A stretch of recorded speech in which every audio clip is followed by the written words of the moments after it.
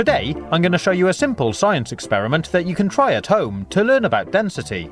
Start by taking an empty glass and tip in some water and food colouring. Then add some syrup or treacle.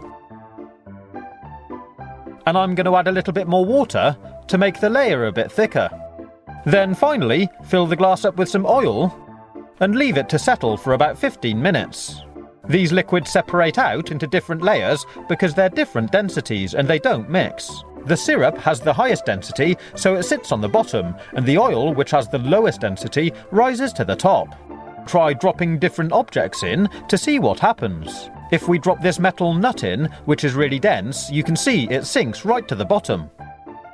But if I take this grape and drop it in, it sinks through the oil and water, but sits on the syrup. This is because the syrup is denser than the grape. Pretty cool, huh? Now if I take this plastic bottle top and drop it in, it slowly sinks through the oil and sits on the water. And finally, if I take this piece of sponge and drop it in, it sits on top. The oil is denser than the sponge. You can try dropping different objects in to see which fluids are denser. I also found shining a torch beam down from above gives a really nice effect.